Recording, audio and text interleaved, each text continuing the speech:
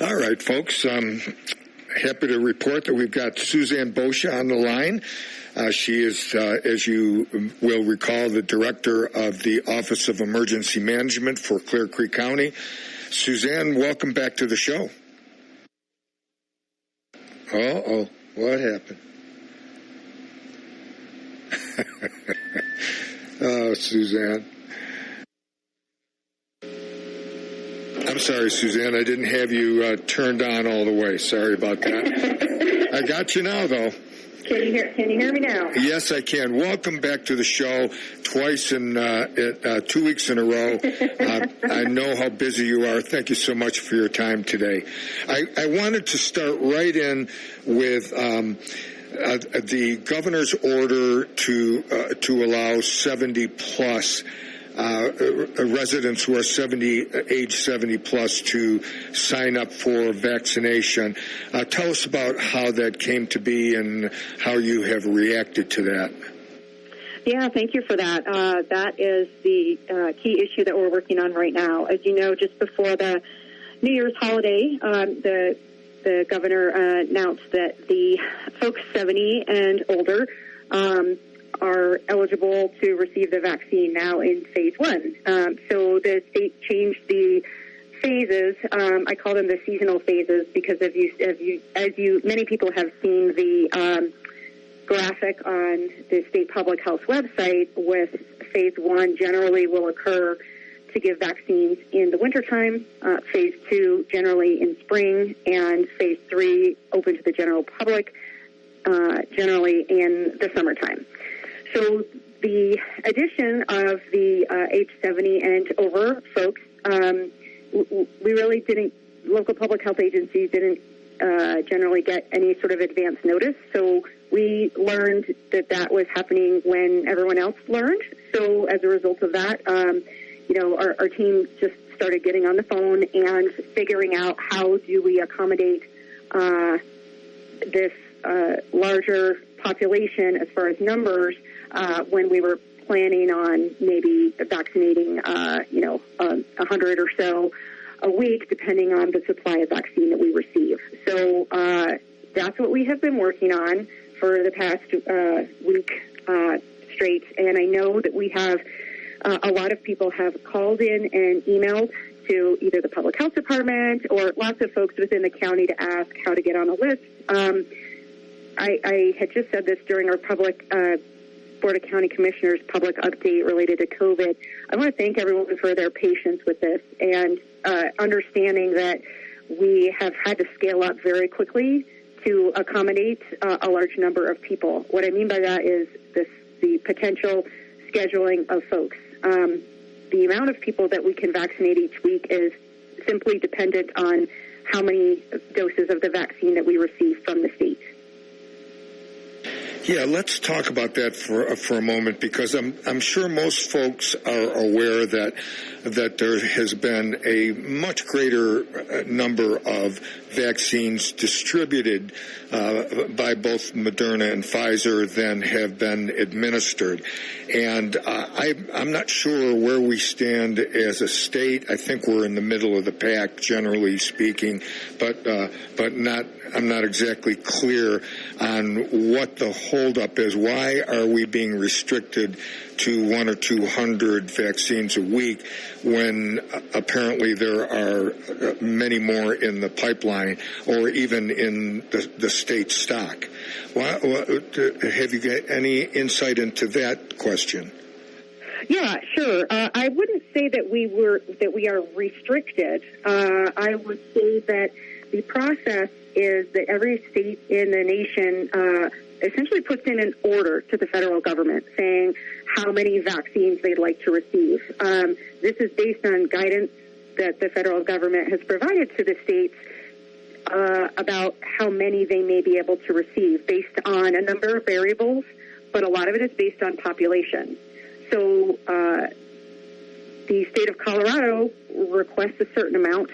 They receive a certain amount from the federal government. Then they use their formula to distribute that to healthcare organizations, providers, and counties.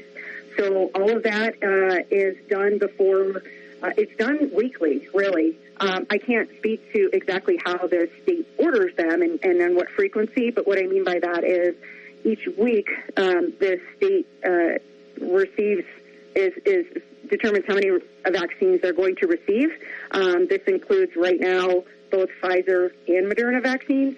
So, as you know, both of those have two different storage requirements. The Pfizer has the ultra-cold storage requirement, and everyone in the state does not have that capacity. So those are the things that the state has to determine and figure out as far as where those can go, and follow the phased approach that they have developed, as we are now very familiar with, phase 1, phase 2, and phase 3. So that is the general approach to how we learn how many vaccines that Clear Creek County will receive each week. And the state has to be able to have some flexibility in making decisions about how many each county gets. So while we hope to continue to receive approximately 100 a week, that's what we're planning on right now. Last week, we received 200. This week, we thought it would be 200, but it was 100. So as you can see, this is a weekly determination that is made, and this is a kind of a weekly decision that we make as a team to figure out, okay, based on what we receive, and then we are able to figure out, okay, based on what we received, when can we schedule vaccination sites, and how do we make that information available to folks? Yeah, that just seems like such a discouragingly low number of vaccines. And I guess I wasn't clear in what I was trying to state. Okay. It seems as though, to me, from what I've read, that there have been many more vaccines distributed to the states, and I presume that includes Colorado, than have been distributed for administration. Oh, okay. I see what you're saying. Yeah, and I just wonder, do you have any explanation for that?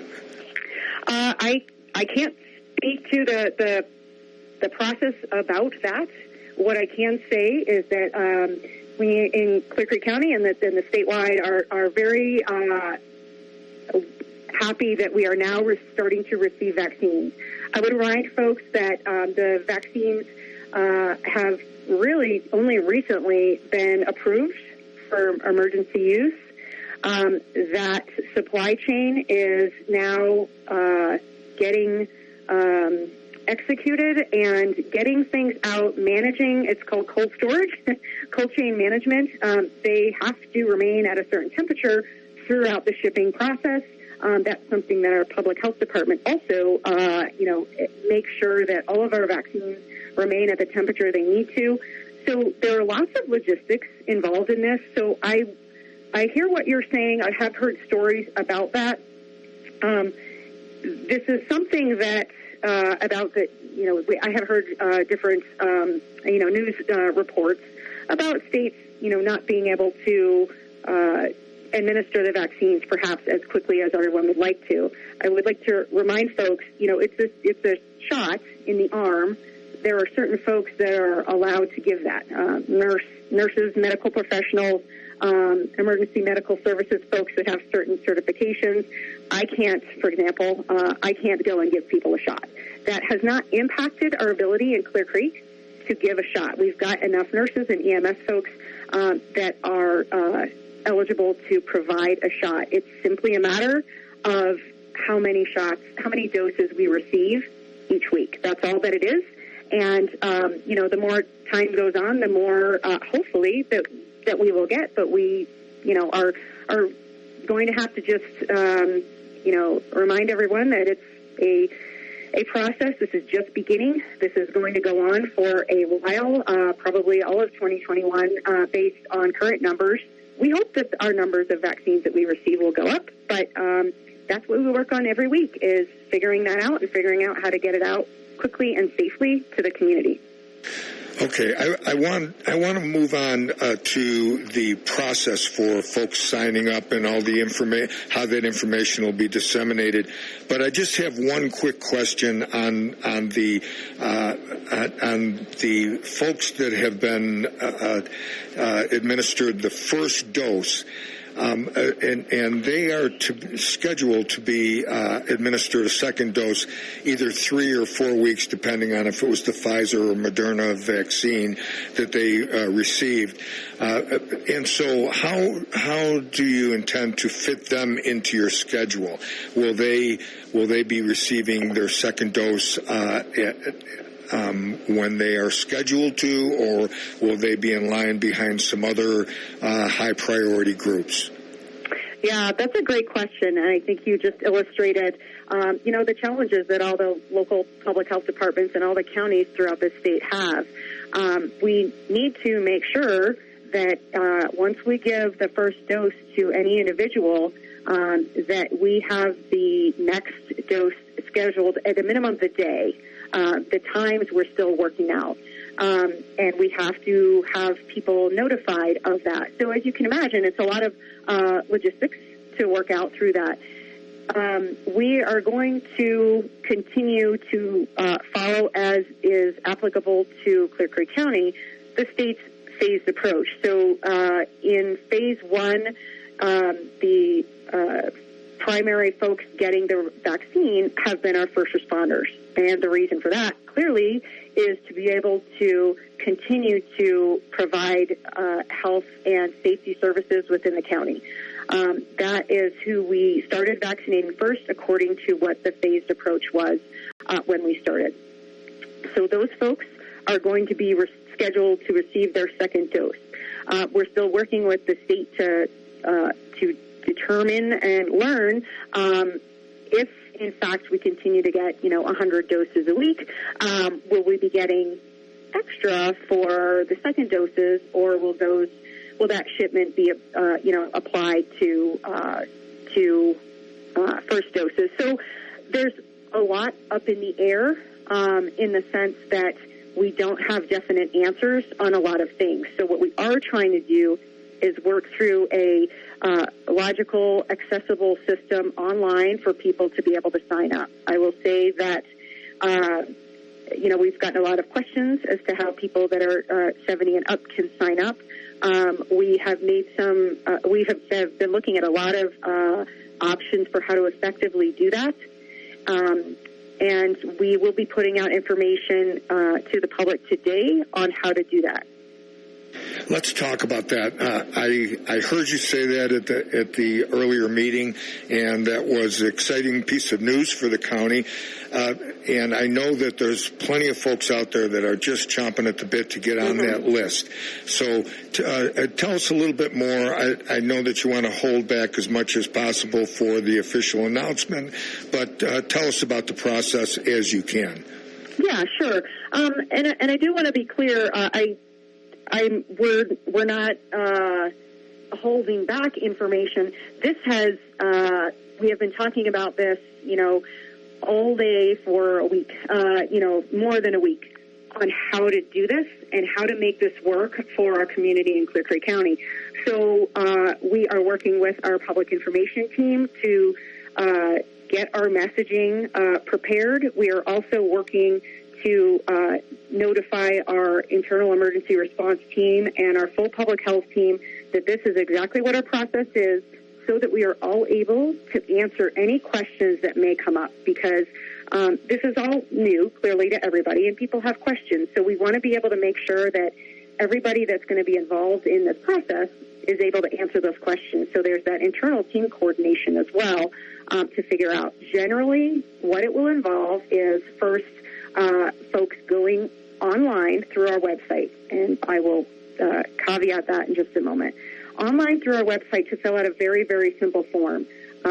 What we know is generally the number of folks that meet that age group within Clear Creek County. What we don't know is how many of them may want to receive the vaccine. Just like we did internally with our first responders, we asked folks, if you would like to receive the vaccine, kind of fill out this form.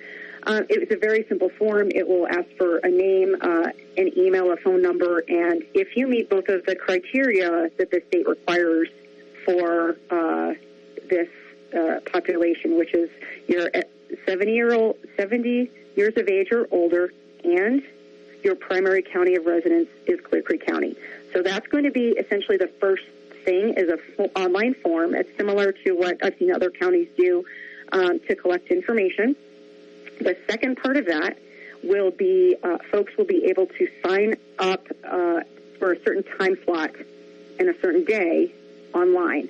What we're trying to do is, as I've mentioned a number of times, as you know, the vaccine requires 2 shots a month apart. So what we're trying to do is make sure that our whatever scheduling software that we use, whatever system that we're using, is able to let people know that once you sign up for the first dose, we need you to be able to sign up for the second dose.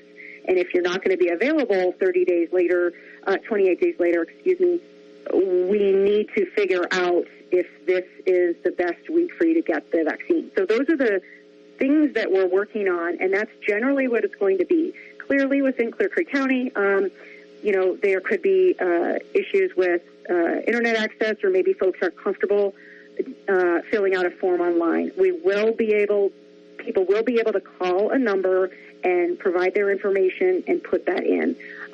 So I want to let everybody know that we will be getting that information out to the public today. But we have a very limited supply of vaccines that we receive from the state. So this is going to take us many, many weeks to get everybody that is eligible under phase 1. So please be patient. If time slots fill up, that shouldn't necessarily be a surprise to folks, but we are going to be able to communicate that information with the public as clearly and transparently as possible. You know, Suzanne, I've been scheduled twice for a COVID testing, and that was a pretty straightforward process. It was a call in, and I called, made appointment, and they just would have everybody queued up, and you'd go and you'd get your test. It seems to me this is going to be a little more complicated in the sense that the COVID test, the county knew exactly how many tests they had to administer, and if demand exceeded supply, then they would know that. Here, where the state is supplying the vaccine week to week, and you've got the complication of second shots being administered and not knowing how many vaccines you're going to receive every week, it seems to me, even if you signed up for a certain time, that would have to remain somewhat fluid, and there must be some kind of process for notifying people for a change in their status. Am I wrong about that? No, you are right on about that. And what we didn't want to do is, put out a process that we change immediately in order to accommodate the number of people that are calling in. We want to make this as fair as possible for everyone to be able to sign up for a appointment time slot. We also have to take into account there may be some folks within the population that don't have transportation to get to a vaccination site.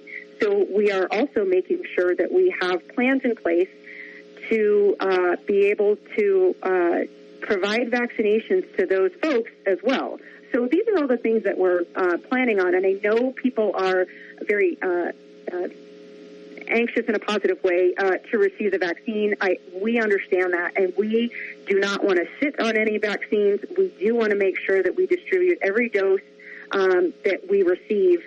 We are finalizing those plans, and we will provide some more information out today. And so we are very excited to be able to provide this, ability to start scheduling vaccines for the community. It is a very exciting time. We have spent, since before March, managing our response to COVID and recovery efforts. And so it's a very exciting time for us to be able to start to offer the vaccine to the community. Suzanne, when you speak about folks who might not be able to come to a administration site, whether it's the fire house or wherever it might be, here in Idaho Springs or elsewhere in the county, if people who are homebound for whatever reason, are you intending to transport them to the facility, or will you have a mobile team that will go directly to their house? That is one of the things we have just been finalizing. With the recommended protective measures for COVID, our ideal situation would not be to transport people anywhere. We are looking at the resources that we have, the number of people that may include, and so we will start to find that out when people start to provide information that they're interested in getting a vaccine. So these are all the things that we are, developing a plan for. That our plan has got to be flexible in order to meet things that come up that either we didn't anticipate, or, like you said, if folks are unable to, come to a vaccination site, what is our plan? What time of day can we get to them? What time of day are they available? All of those things that we are taking into account. Our whole county is working very hard at this, and I just really want to thank everyone for their patience, and also, just highlight what our public health department is able to do in coordination with our Emergency Operations Center, EMS, and Fire Authority, and our school district.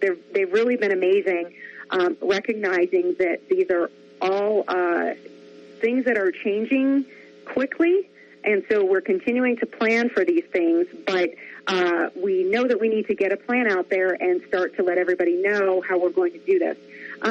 I will say that we're on many calls with other local public health agencies, and a lot of folks, if not every single one of the local public health agencies throughout the state, are going through the same thing. We didn't get advance notice for this, and so people are adjusting their plans, figuring out how to give everybody access and do it equitably and in an efficient manner. So everyone's trying to do the same thing for their community. Well, it occurs to me that with so many moving parts and such a complex system, what a valuable resource the ambulance paramedics and the fire paramedics are going to be in this process, because they can, just as easily as the county nurses administer the actual drug. And if you need to supply mobile vaccinations, then that seems like a likely resource to me. I wanted to just say one more thing about this vaccination. You've mentioned a number of times people who are willing to receive the vaccine, and I just wanted to put this out. I spoke to this subject with Dr. Ryan last week, and it regards the safety of the vaccine.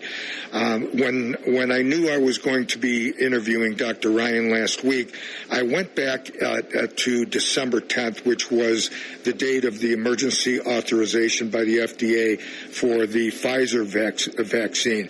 And I counted up the number of people who had succumbed to COVID-19 from that date until the date of our discussion last week. And I will say that that number plus the people who have died since adds up to almost 60,000. In that time, not one person has died from a vaccination. Zero. 60,000 dead from COVID, none from the vaccination. So if you're out there listening and you are vacillating as to whether you think it's safe to receive the vaccine, please consider that number. All right. Now, I'll get off my high horse on that one. And I just want to leave folks today, Suzanne, with clear information on how they can receive updates on the county's process and how they can sign up, where to sign up, where to receive additional information, because this seems like a very fluid process and a moving target. So I'm sure there will be updates continuously. Tell us all about the information flow and how people can most easily access that. Sure, that's a great question, because I know people are asking, how can we find out? How can we, get signed up? So if we're talking about vaccination, as I had mentioned earlier, we are finalizing our public information, which means the information that we're going to provide, as we have been all along during COVID, a number of different methods. On the primary place that we're going to put it is on our county website. That's where our information will be. So we'll put it there. We will put it out on our county Facebook account. I will put it out on our Office of Emergency Management Twitter account. We will put it out via a number of different email lists that we have got. We also have quite a few folks to call back that have called us that can help us get that word out within the community. We're also going to be talking with the newspaper about putting the information in the newspaper. So there's a number of different ways that we're going to put the information out. If it needs to be updated, we will put an updated information out, dated appropriately. But what we're trying our best to do is put a system in place that we do not have to change, so that people are comfortable with it, and so they understand that once they have provided information or signed up, they won't have to take another action. That's one of the things that we want to do. I will mention also, one logistical issue that people may have heard on different news programs and news reports, that in different areas of the country, there are very long lines, people waiting for a vaccine. We do not want to do that within Clear Creek County. That is one of the reasons we are making a schedule for people, and people are going to need to have an appointment. We are asking people, please do not show up if you do not have an appointment. We have a certain number of vaccines available, and we will be signing people up. Anyone that wants a vaccine within Clear Creek County will be able to get one. Clearly, because of the supply chain and how many we receive, everyone will not be able to get one immediately. There's going to need to be some patience, so please continue to, do what you need to do to protect yourself by wearing a mask, washing your hands, and socially distancing as you can. But recognize that it's simply based on the number of vaccines that we receive. Yeah, well, good luck with giving people times and dates and never having to change that. I hope that works out for you. Let's remind everyone that the website that we have referred to a number of times is clearcreekcounty.us. That's Clear Creek County, all one word, all lowercase, .us. And if you haven't visited that site, there's a wealth of information. There's connections to the state and other organizations that have additional information beyond Clear Creek County. But that's where Suzanne is saying that the form is going to be located, and I know that you're going to make this as fair and equitable a process as you possibly can. Exactly. That is our goal, to be able to provide anyone who wants a vaccine in Clear Creek County to get one in accordance with the state phase guidance, as well as the availability of the vaccine. So that is what we are working on. We're really happy to be able to now offer this to the community, and so we are really looking forward to being able to sign folks up and start this process. Yeah, I just want to mention one other thing that came up when I spoke with Dr. Ryan in regards to folks who might not be eligible, who think, gee, why can't I cut the line?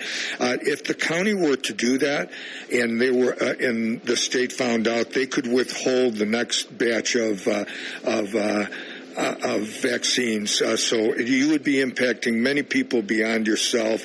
And I have seen your department and the Board of Health work over the course of the last few months, and everybody's just trying as hard as they can to be fair and equitable in this process, and so nobody's going to be put at the front of the line who doesn't deserve to be there. I'm very, very sure of that, and so everyone just has to trust the process and get on that website. Yeah, that's a really good point, Mark.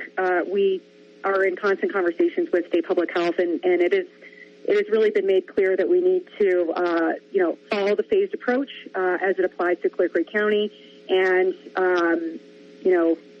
yes, there could be potential issues for us continuing to receive the appropriate vaccines if we're not able to do that. And the reason for that is, the state has developed a statewide approach, so that not only is our process within Clear Creek County equitable, but the process across the state is equitable as well. So that is the reason for that. So yes, I would agree with you and encourage everyone to please be patient. The vaccine will be available for you if you want it. It just may take a while. Okay, what time today do you expect that public service announcement to be coming out regarding the process? When will that information be available? It'll be out by the end of the business day, so by 5 p.m. Okay, Suzanne, thank you for your time today, and you've got my number. If something that needs to be broadcast happens, please give me a call, and I'll try my best to get in, and we'll make an emergency broadcast. How's that sound? That sounds great. Thanks so much. Okay, I appreciate your time. I know you're a busy woman. I'll get back to it. Bye now. All right. Thank you. So long. Okay. All right, everyone. That's Suzanne Boccia, Clear Creek County Office of Emergency Management. Boy, they've got quite a task ahead of them trying to implement this vaccination process in a fair and equitable and efficient manner. I have great faith in their abilities, and I hope that the rest of you do as well. Please be patient, and we are on our way. We've made a modest beginning, but I'm hoping that within the coming weeks we will have a more robust process in place at the national level, and a commensurate rise in the number of vaccines available to get the ball rolling. At 100 a week, we can't. That's not going to get the job done. We've got to have more. I just want to close today by asking you all to remember the 350,000 people that we lost in 2020 to the COVID-19, and our hopes and prayers go out to the families and friends, the millions and millions of people who were left with a hole in their hearts. I'll see you next week.